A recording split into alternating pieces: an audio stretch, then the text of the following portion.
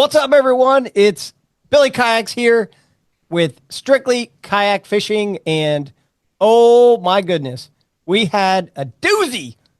Can I say doozy? I don't know. I felt really old. I felt like my dad just now when I said doozy. I'm here with Adam Coleman. How's it going, man? Good, real good. How about yourself? Doing pretty good. We did have a doozy. But well, I said we had a doozy because we had the Ohio Kayak Fishing OKF, and we double dipped. We had in Portage Lakes, we had the Bass Nation, the Ohio Bass Nation. Doesn't matter. You won both. You won both of them. So first of all, let's start out with congratulations. Thank you. Thank you. I appreciate it. Yeah, man, 97 inches. Wow. I mean, and I think, I don't think I know because it's right in front of me. Everyone that cashed a check had over 90 inches and you had 97. Was there a moment there, and we'll get into some of the details or whatever, but was there a moment throughout the day where you were like, someone's going to catch me? Yeah. Oh, 100%. So I had run back and forth on the lake that I was on twice, maybe three times at that point. And I saw Josiah Bahari. He and I have fished quite a bit together now. He's a high school angler that fishes KANEO. And he and I have kind of built a pretty awesome relationship over the last couple of months, year or so. And I kind of saw him, body language was like just kind of not feeling it. And I was kind of feeling that way as well. So I was like, you know what? I'm going to go build him up. And that energy is what I need to build myself up. And as I did that, and as I motored away from him, he caught his fifth fish. And then I went in and caught a couple fish on a frog on a spot where I know I can always go in and catch them on a frog. And it just kind of woke me back up. And at that point, I was like, somebody's going to catch me. I do not have enough. You know, I think I was at 90, like 94 and a quarter or something like that, or 94 on the dot. And Andrew was at 93. Funny part is Andrew and I found the same fish, and I talked to him. I said, you can have that. I'm not coming in there. If you leave, I'll go back there. So let me know. So I knew what he was on, and I knew that he could catch me with what was back there. So I had to grind to make sure that I went and got another upgrade. And that's, it was about a half hour later is when I caught the big fish to seal the deal.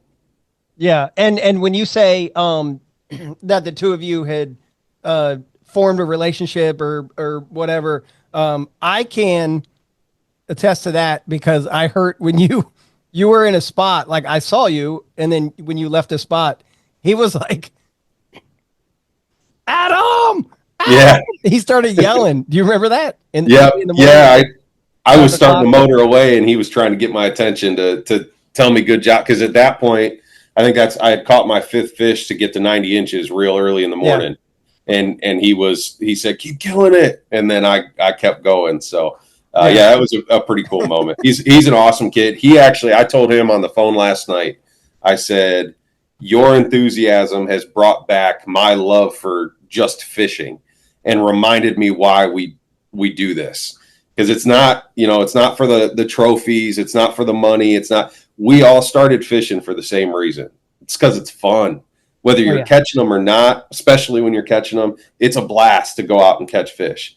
And his enthusiasm, you kind of heard that when he was hollering at me. Yep. It's in what's the word I'm looking for? It's intoxicating. It really, he just, you can feed on it. So between that and my wife being supportive and everything else, I think that's kind of why I'm at where I'm at right now on this run, is because, he kind of woke me back up to that, and my wife's got my back through everything. So it's like things just are clicking because of all of that. It's so true. Like you want to, it's great to catch fish and win a trophy and do all, well, I don't know. I don't win trophies, but it's great to do all that. But when you see your buddies do it and people that you know that how much work they put into it, and you see other people with their success. And that's one of the things that might be the biggest thing I love about the kayak community, is that when you see other kayakers being successful, it makes you happy. Yep. Yeah.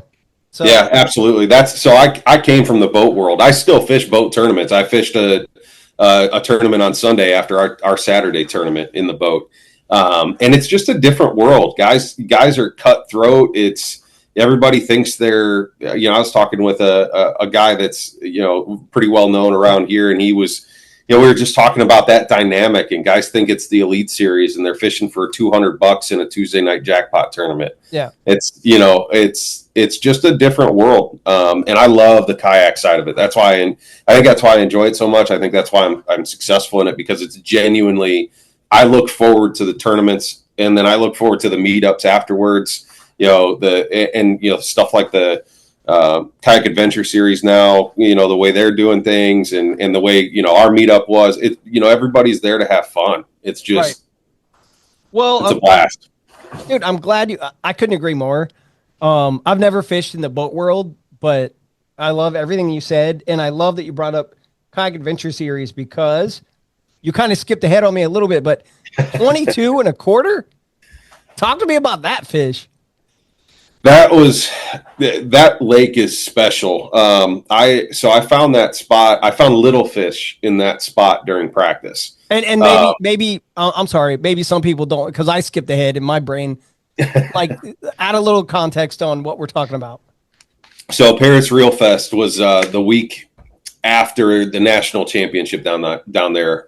So Drew kind of put a 1-day shootout tournament together instead of his normal 2 days down there in Paris, Texas. There's a batch of lakes that all relatively small lakes. One was brand new, Boat Arc, which was an awesome looking lake, but it was way too big, so I didn't even want to try and break it down. And one of the lakes, it was Davy Crockett, I think was the name of it. And it's set up a lot like our lakes, relatively shallow bowl, grass on the outside, reeds, clear water. And I just, I practiced. I found a spot that was pretty special, and I caught 4 fish on 4 casts on this spot, and decided that's where I was going to start, and it was right next to the ramp. And I just had a feeling, based on the time of year, that they were going to move in, and they did. So that 22 and a quarter was on a 6-inch swim bait. I wasn't fully truthful with what swim bait I shared, or what swim bait I actually caught it on, with what I shared to Marty in his write up. But yeah, I was crawling it along the bottom. There were a couple of trees and some grass, and I popped it up over the tree, and it loaded up on it, and it was that was an awesome fish. That's kind of when I was like, really realized that spot was pretty special, because I was catching some 17s, 18s. But hadn't caught anything real big yet, and that one hit the board, and that was impressive. Wow. Were you well, first of all, is that your PB?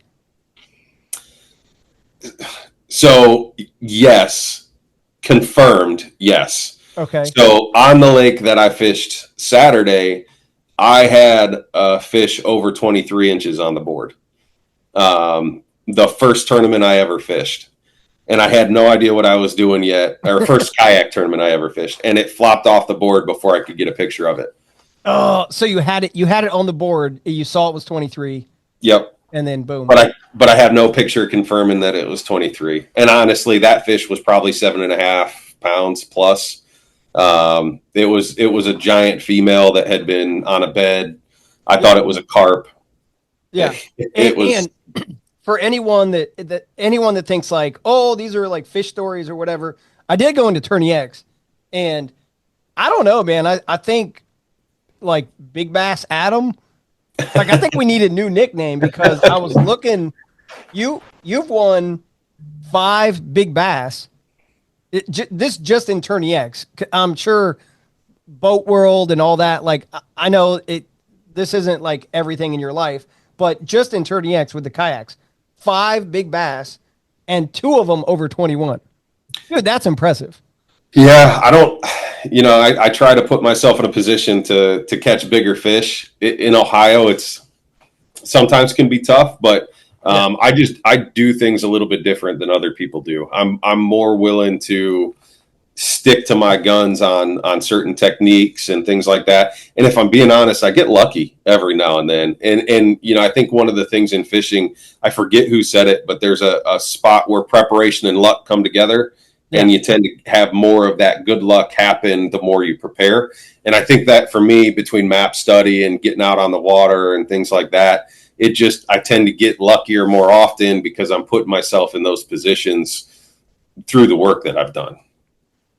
Yeah, man, I want to get into everything that like culminated to like what happened over the weekend, because I don't know if the time limit we set is long enough for me to really really get into that, but I'll do my best. Well, I think it's important for people to know that obviously you're not new on the scene. Like, you already talked about the boat world and all that, but you finished 5th place last year in the championship, like the OBN, Ohio Bass Nation Championship. So coming into this year, like, talk to me a little bit about like your prep. Were you 100% on which lake you were going to fish? No. So if I can, I'm going to take it back to last year a little bit and just kind of talk through everything that happened I'm not going to bash anybody. I'm not going to do any of that. Thank you. It was a debacle. We'll just leave it at that. I worked my tail off to qualify down there in that tournament. I went down, I think it was 3 weekends in a row, stayed away from my wife and sick dog, camped down at the KOAs and fished many hours on Hoover. And I know Hoover. I lived down there for a couple years, so I'm familiar with the lake, but it was so low. I don't know that I fished it that low that time of year. I normally, if I was fishing it that low, it was like in December, before it would get too cold to get out. So it was different than what I was used to. Put a lot of work in, tied for 3rd, basically ended up in 5th because I didn't have any big fish. And then planned on going to the championship. That didn't work out. Anybody who follows me or Owen or any of the others can go look at the stuff we've talked about. I'll leave that alone. But I went anyway. It's a once in a lifetime trip, if I'm being honest, to Lake Fork for most of us. So I went and fished Fork, had a blast. And then Drew had talked to me at our Kayak Anglers Northeast Ohio, our yearly Christmas event. He said, "Hey, I'm going to do this tournament down there since you'll be there anyway, come fish that." And I looked at my wife and she's like, "Sure, let's do it." And it's funny, looking at that now, how that worked out, because, then the national championship didn't happen. So I could focus on practicing for that and have a good event there. So move forward to our original date for Allen Creek. And I had put some time in down there for that event as well. I had actually a pretty darn good practice. I had a solid pattern that I could run pretty much the entire lake, and then some. And then I figured a couple other things out afterwards. So I was ready for that one. And then that weather came in and 100% the right call. A lot of guys were upset about that. That was 100% the right call. You're going to end up with everybody on one side of the lake in 3 coves. 70 of us fishing like that's just not, it wouldn't have been any fun. And I'm partial. I love Portage Lakes. I have a lot of history up there. I lived up there for 5 years, 6 years. So it was when it got announced that that's where we were going to fish, I went to work and started practicing pretty quickly after that, and hit just about every lake that was eligible. I think I was on every lake that was eligible except for Magnor. And yeah, I had a couple in mind. I had caught fish everywhere, but a couple were better than others. I just know the potential of the lake I was on and how good it can be. So I put all my eggs in that basket. And I said, if it didn't work out, if I didn't catch fish early in the day, I'd go to Wingfoot. But I had a limit by 6:30, so that left my mind pretty quickly. Yeah. Wow. So yeah, I put on social media, it was a redemption thing for me, to have all that happen and not make it, I told my wife, I told a few other folks, I was going to leave no doubt this year. I'm going to win it, so that way there's no doubt who's going to the championship in Tennessee. Yeah, well, I mean, you did it, and then for it to be, because to like kind of circle back to what you said, the the weather was unfortunate for the alum, and then we rescheduled it, so it only made sense to match it up with another tournament. So when you won Saturday, you won both tournaments, so Mm-hmm. walked away with what like over $3,000. I think so. Something like 25, 3,000, somewhere in that range. Yeah. Yeah, probably what you get like in the boat tournaments, right? Depending on which ones. Yeah. That's the boat tournaments. Honestly, they don't pay as much as everybody thinks they do unless you win Right. it. And even then you're typically fishing with a partner. So you're splitting that money. A lot of times. So, that's the other thing I do like about the kayak world is when you do win, you don't have to. I love all the tournament partners I've had. I love fishing with them. Don't get me wrong. Split money's no problem, Yeah. but when you're fishing on your own and you get to put that money in your own account, not split it, it's nice. That's one of the best parts about the kayak. When you're in a Mm-hmm. kayak, you're like, someone's like, "Hey, you want to go?" And like, yeah, if you get a kayak, like there's only one seat in my Right. kayak. So, um, dude, so like, okay, you talked about it already, like limit by 6:30. So lines in was 5:30. 5:30. Yep. 5:30. So within an hour you had limit. So kind of walk me through that a little bit. So you launched, went to your spot. Like, were you to your spot early? Did you get in like talk to me about like the first hour? So I was the first truck in the parking lot because I wanted to make sure, because that parking lot's small, and I knew a lot of guys were coming because I knew how good it was fishing compared to the other lakes. So I was the first one there, and I was the second to last one to actually launch, and that was on purpose. My spot, you saw it. Everybody would have known exactly where I was catching them if I would have launched first and posted up where I needed to be. So I kind of took my time actually getting on the water. I still got there about 10 minutes before lines in. Retied a couple things just because I don't like sitting there not doing anything. So I retied a couple of things and then had my rod in my hand ready for that, when it hit 5:29:59. As soon as that second flipped over, that bait was in the air ready to go. And I caught one on that first cast. So Yeah. that was pretty awesome. It kind of settled my nerves a little bit, but then that superstition, I don't know if you're a guy, if you catch one on the first cast, it kind of gets you a little worried. I typically am not, but it kind of, like, my first 4 or 5 casts after that, I'm like, oh gosh, here we go. Luckily I caught another one pretty quick to get rid of that. But yeah, it was, when I caught that 5th fish and I hit that 90 inches, it was one of those like, all right, now I've got basically 8 hours, because we fished 9 hours, I think. Yeah. 8.5. Yeah. Long tournament. It was a long tournament, so I was like, I've got this many hours to hit my goal was 100 inches. That's what I wanted to hit. I didn't think, honestly, I thought it was only going to take that 94 to 95 to win, based on kind of how tough it had been. So the 97 was a pleasant surprise, but yeah, I was. It allowed me to fish a little bit differently than I would have if I was still scratching and clawing to get a limit, or had a bunch of small fish that I really felt I had to get rid of. And then when you left your area, so you got limit 6:30, 7 o'clock, 7:30. Like, it starts to get a little bit later into the tournament. I mean, it's still early in the morning. You had like other spots that you were headed to? Yeah, so like I said, I've got a lot of history there. So I hit a couple of spots that are typically always good to me. There's always fish around. It's just a matter of getting them to bite. Broke one off on a tree. I think it was actually on somebody else's line.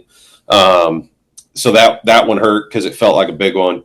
And that spot kind of is always a big one there. It's one of those spots where if I get bit, it's normally going to be a good one, but you don't always get bit on it. And then I hit a couple other spots, and because of the direction of the wind, They were shallow spots that normally have a bunch of duckweed and floating grass blown in on them. But because of the direction of the wind, it had blown a lot of that off the spot.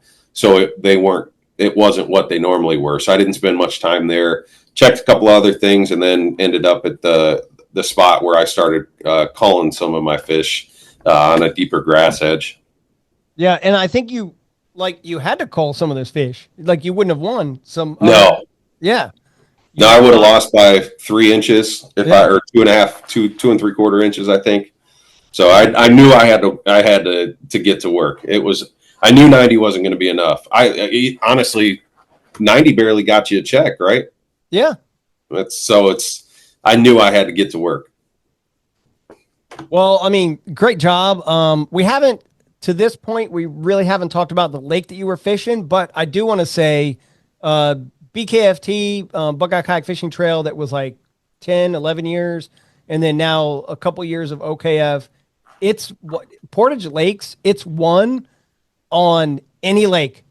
Mm-hmm. Like, I don't want anyone to hear the lake that you were fishing and think, oh, that's where I get. No, Nemesilla has crushed it. I mean, there was a 9-pounder caught there this year. Oh, yeah. A 9-pounder on a lake that gets throttled day in and day out, and it's still pumped out a 9-pounder. Yeah, exactly. Yeah. I think Stahlbaum won it on Nemesilla. Who there was another one that was won on man, I forget, but yeah. So anyway, what lake were you fishing? It was long lake. Long lake. So but that doesn't mean you do you subscribe to the, I don't want to like lead the witness, but you can't catch other people's fish, right? So I 100%, if I'm fishing for somebody else's fish, I've already lost. I might check something, that a buddy told me about or something like that. But, it's just checking it. It's seeing what the spot is rather than trying to catch his fish. I'm going to find my own fish and catch my own fish. Because if I'm trying to do what other people do, I'm not going to win. I've done that. So if I would have fished Nemesilla, I probably would have had to go throw a drop shot or something like that to catch the fish there because of the pressure that's happening over there. I don't want to do that. I want a bigger rod. I want to punch him in the face and throw him into the boat. That's how I like to fish. I want either a bigger bait or something a little bit different, or I want to be in the thickest, gnarliest stuff, pulling them out of there because it's fun. Yeah. Wow. I know when you took off from your spot, I was a little bit kind of conflicted because I was like, is he like leaving to let it rest and he's going to come back? But I went there and I kind of, I don't want to say like graphed over the area, but I was like, what's going on over here? And I remember spending like 10 minutes, 15 minutes looking over the area where I saw you get limit, and I left going, I don't know what he did. I have no idea. Yeah, I have no idea. It'll stay that way. Those are trade secrets. Right. That's one I found. It's funny. My current boat partner right now, he and I started fishing just randomly. I met him during COVID, and we were pan fishing. Well, he was pan fishing. He's a diehard pan fisherman originally. So he was catching a bunch of shell crackers on the bank by all those docks. And I found what I found just because I was casting, waiting for him to be done there so we could go fish something else. Yeah. And over the years, I've kind of put more and more pieces of that puzzle together. And it's a special spot, especially this time of year. That's kind of as much as I want to give. That's more than I wanted to give anyway. And those weren't bluegill, like those were shad everywhere, right? Yeah. So those were bluegill. This year those were bluegill. So okay. That's the first time. This year is the first time I've seen that many bluegill lined up like that. It was insane. It was crazy. I did find some bluegill beds on side scan, but still, I'm still newer in it. Whatever. My thing is like interview people who win. I'm not trying to add anything. But anyway, dude, congratulations. Thank you. And then Riffle obviously got Big Bass. Like you said, you guys all a lot different than last year, where we're going to be able to send 7 anglers down to Knoxville, Tennessee. So like when I look at the 7 anglers from Ohio that actually qualified through this tournament, I'm so happy. I just want yeah, I'm a dork for like wanting Ohio kayak anglers to just be good on a national. So yeah. It's a good group of guys too. Some guys that can really catch them, and I'm excited to see. I mean, 7 of us compared to 2 last year Yeah. is going to be awesome. So we'll be able to represent. Plus, Drew Gregory, but he's on track. He's going to make it again. Actually, he already won, so I think he qualified already. Yeah. I'm sure there's going to be others. So it's going to be an awesome event. It's going to be cold. I think that time of year in Tennessee can be really cold. So. It'll be much different than what it was in Texas for everybody last year. Yeah. I'll be interested to see what lake they put it on. Where do you think it's going to be? I don't know. I haven't done enough map study yet to know what I'm talking about. It's probably not going to be the Tennessee River. Based on the Classic being there. I've got to. Is Cherokee close? Cherokee's pretty close, isn't it?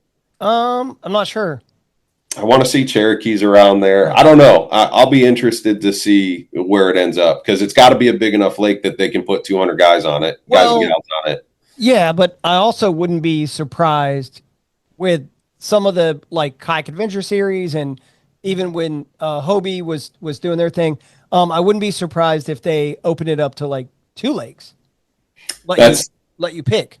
Yeah, that's not a bad. It's probably true because I don't think any of the lakes down there are that big. They're not. Yeah. They're not like Gunnersville, if I'm remembering correctly. But again, I've not done any map study yet. It's still kind of sinking in that Saturday happened the way that it did. So I'll be doing some map study soon, just trying to see the area and figure out, at least get eyes on that area and start kind of putting a game plan together for that time of year because it's going to be. Those fish are still going to be probably winter, almost winter time, unless it's a abnormally warm spring. It'll probably be like that super early pre-spawn type of bite, late winter type of bite. So it could be on Possum Kingdom. I just want to continue my knowledge of lakes in the area of Tennessee. Is Possum Kingdom close? No, it's in Texas. Oh, I was going to say, I didn't think it was anywhere near there. No. So that's the thing is I'm so new to all of the national level stuff. Yeah. I don't know a lot of the lakes, that I've heard the names, but I'm not, I've not followed it close enough until the last year or two to really know what's going on. I followed a lot of the big boat stuff, the Elite Series, FLW. I don't know if you can see the trophy back here, but I fished a few BFLs. I do back in the day. So yeah, I see a few trophies up there. Yeah. The crazy part is all those top ones are just from this year. It's been a crazy year. The bookshelf is going to need to expand. Well, I'm glad you brought it up. So for anyone listening that's not watching this on the YouTube, by the way, subscribe. We should do that, right? And thank you to Strictly Sail and Kayak for sponsoring all this. But you said all those are from this year, so 40 with Tourney X, 44 tournaments this year for you, 32 top 10s. Are you kidding me? Yeah. So, or no, not this year. I'm sorry, not this year. That's your total tourney. Yeah, 44 tournaments. 2021 was my first one.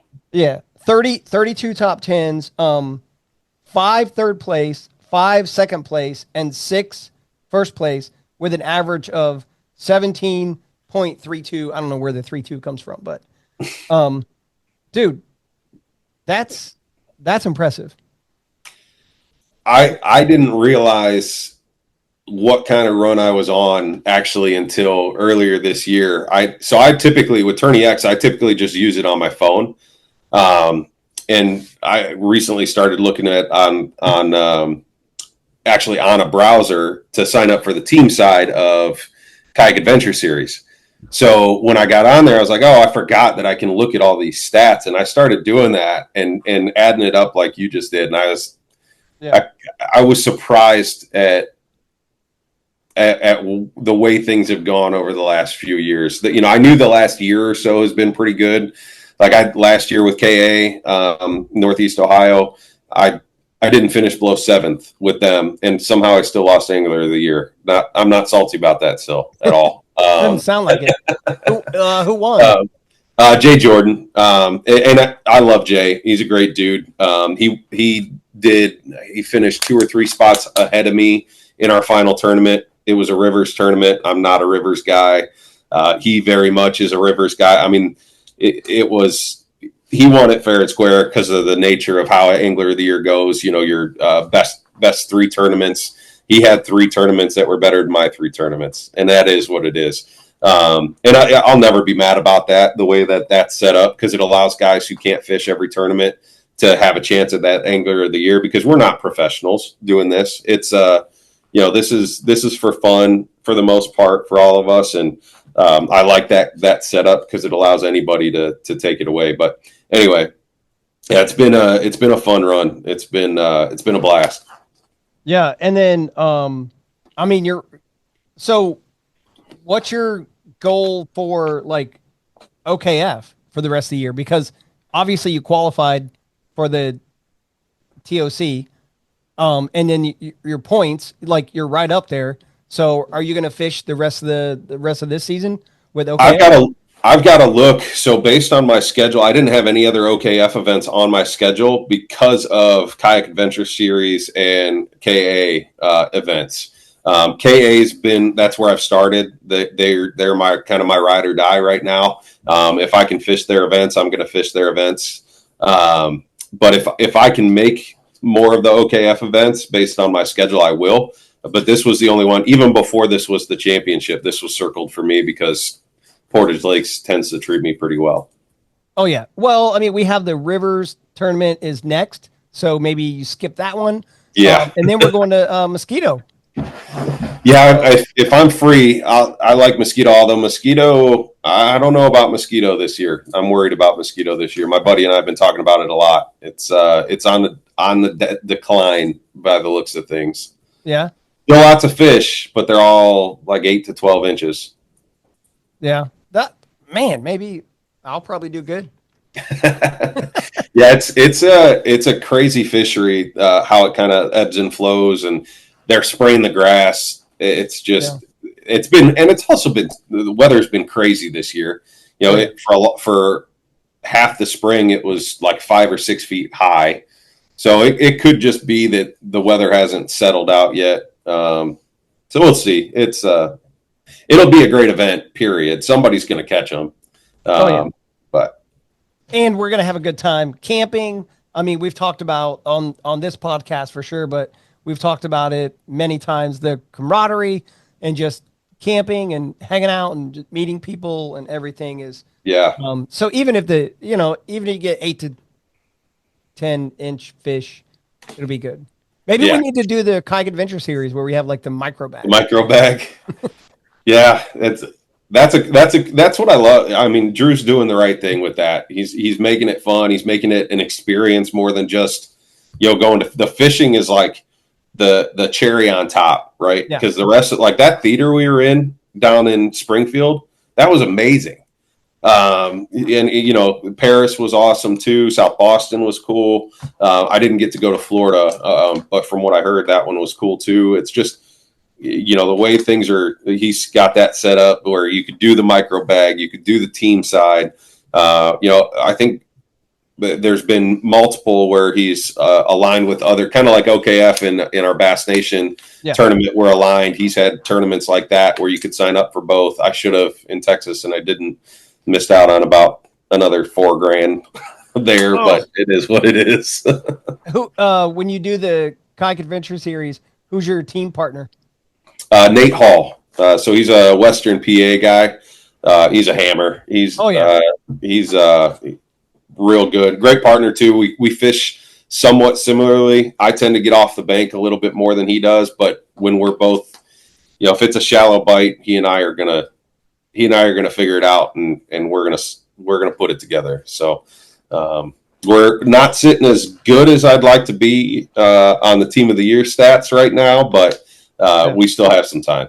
Well, Kayak Adventure Series is interesting because it was Steve Baker and Ryan Parker last year. Mm-hmm. They were kind of knocking it out, and then Steve fished with Russ, and then Parker fished with Brian Slayton, and they both did well. So it's like I feel like I'm watching like an episode of like Survivor back in the day. People have to figure out like what they're gonna do. Where's your alliance? So right. Yeah, it's pretty cool. So I think you guys have you and Nate have a good, obviously a good shot and there's a lot of events left. Are you? Yes. We're not fishing the Minnesota event. Unfortunately, that's just I can't do 2 tournaments where I have to drive 2 days to make it happen. I just can't. I can't justify it. So we'll be back for the Susky event, and then the Western. There's another event in his backyard. Basically, everything that is in play there is less than an hour from his house. So I think at least close to that. So I'm looking forward to those. It should be a great, a really fun end of the year. A lot of us are close too. Russ is sneaking in there for the Angler of the Year side of things. So, and Nate's right up there too. That's the thing, is I want to root for him because on the team side, I want us to do well, but I can't cheer for him too much because if he sneaks up and beats me, I'll be disappointed. Yeah. But that's the cool part about this is it's such a different dynamic. It makes you think about different things. Oh, definitely.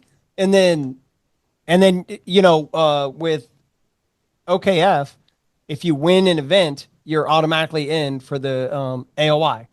So the TOC. So Okay. yeah, check out that schedule, see if that date works for you. But I did want to circle back to something you said a while ago. You said like sick dog. Like, yeah. How's your dog? She passed, actually. Okay. She passed on our way home from Texas. Actually, we were just north of Cincinnati, and she was staying at my parents' house, and we got a call that she wasn't doing well, wasn't eating, and then about probably a half hour later, as we were trying to hurry back to get her, they called us and said she didn't make it. So that was quite a roller coaster that weekend and the rest of that week, going through the high of winning a national level tournament in Texas to the low of losing that was my first dog I've had as an adult. You lose dogs as a kid and it's just never the same. It's that was tough. So luckily we do have another dog, so I was able to kind of lean on her and my wife as we got through that. So it's been that was a tough process. Actually, I'll see if I got my coffee mug here. I don't know if you can see that. Oh, we got her nose print done. And my wife got it on a coffee mug for me, so that way we could always remember her. I love it. I have a German Shepherd that is 12 years old. Oh, goodness. I have 4 kids. They've only dog they've ever known, and he's like, dude, when you talk about like we don't even lock the doors at night, right? Like, I'm like, well, his name's Bazinga, so Bazinga's here. Like we don't need to. So we did like paw prints recently, and the kids are like, "Why are we doing this?" I'm like, "Well, he's 12."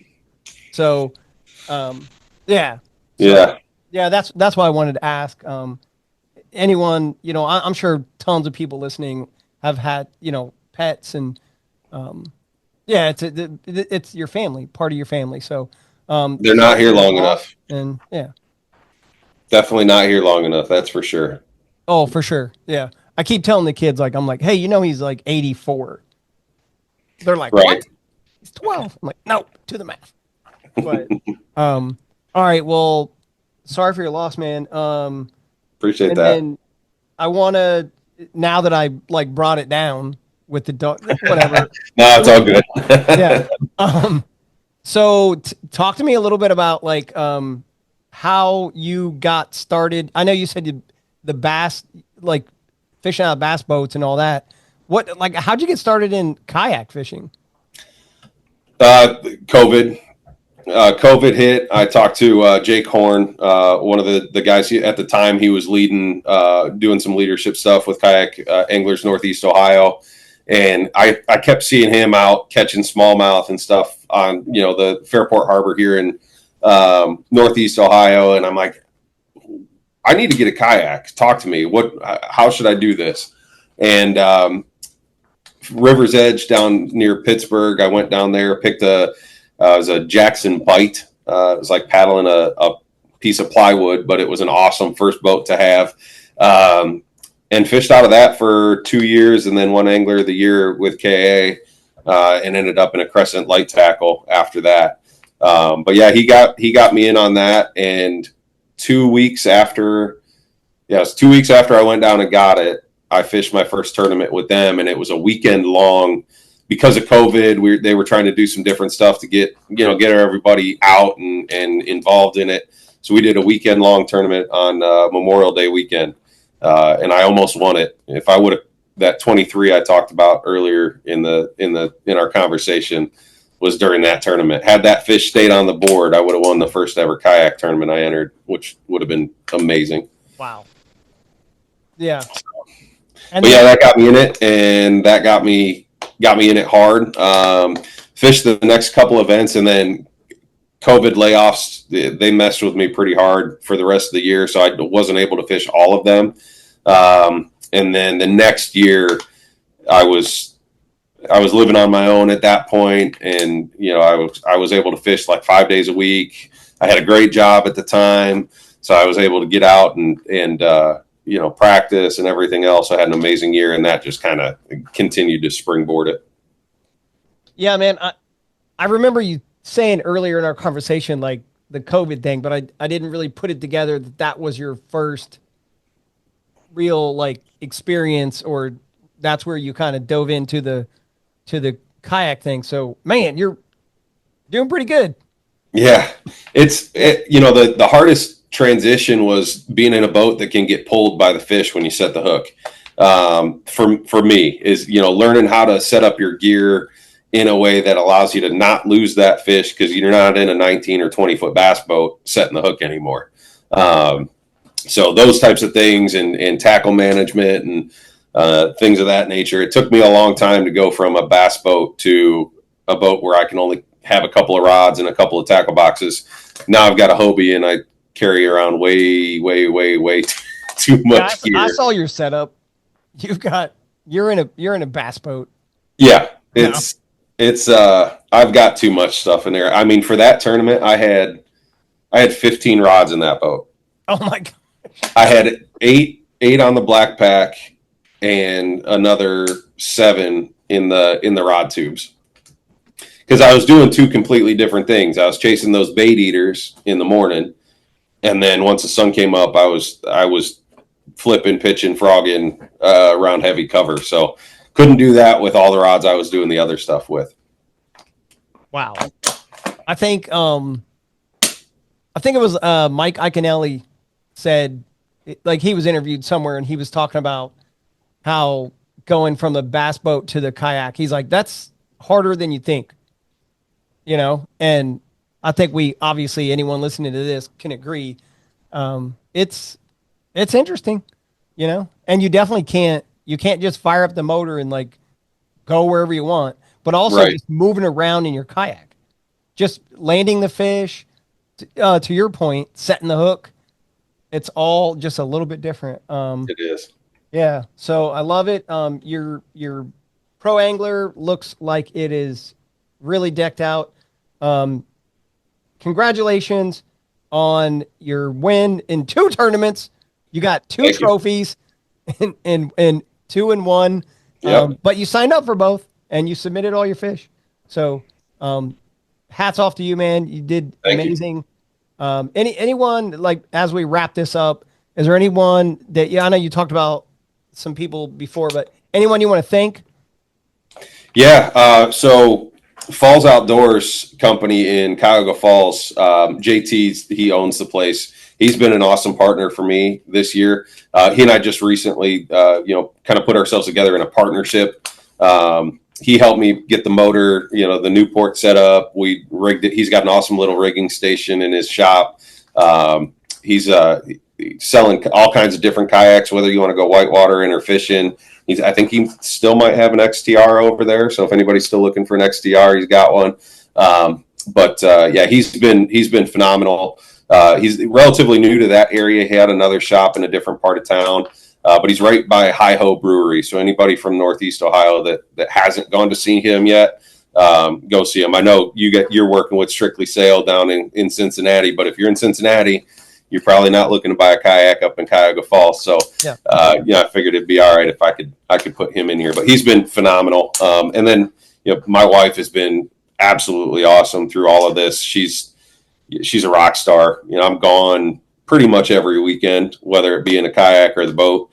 And then this year with Kayak Adventure Series, I'm gone multiple days at that point. So she's been phenomenal through all of this too. And it's, part of the reason why I'm doing as well as I am is because she's holding it down here while I'm gone. Oh man, that makes so much sense. And you're not kidding about just like Ohio is big.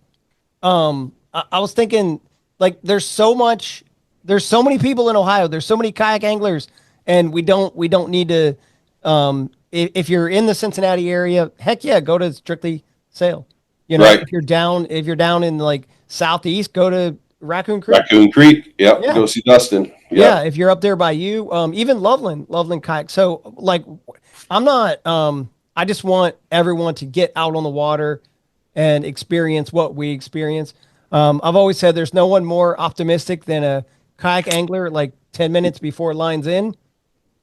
The sun is coming up maybe, and you're looking out over the lake, and just that experience right there. That's what I want people. And I don't care if you're in a Hobie, Crescent, come on, get out on the water. A Pelican, it doesn't matter. There was a few folks in the Pelicans or in the Ascends, the ones you can get from Dick's or whatever. So it doesn't matter what you're in. I think that's the other thing I love so much about kayak fishing is somebody who's paddling can compete just as well as somebody who's pedaling or with a motor. If you find the right fish, you can win no matter what you're in. I didn't even use my motor at Paris. I didn't need it. Yeah. I floated, literally, I launched my boat and didn't even paddle. I floated because of the wind to my spot, power pulled down, and waited for lines in. So anybody can do that. Yeah. Wow. Hey man, this was a good conversation. I really appreciate you coming on here. And like I said, congratulations again. Like, I don't know. I'm still looking at all these trophies in your background. No, I appreciate you having me on. It was awesome to talk with you, and it's hope to add a few more to that just because it's fun. If I'm having fun catching fish, it typically ends up in those. So as long as I keep having fun, I'll keep doing that. That's right. So Adam Coleman, everyone, thank you so much, and thank you. Hope you guys look, if you don't already, like, subscribe, do all those things. We already talked about it. So do that. And then we hope to see you guys out there for the next event, Columbus Rivers, and then Mosquito after that. And I forget, but whatever. Come out, like Ohio Kayak Fishing. And thank you again to Strictly Sail and Kayak. And this is Strictly Kayak Fishing Podcast. So thanks, everyone. Bye, Adam. Take care.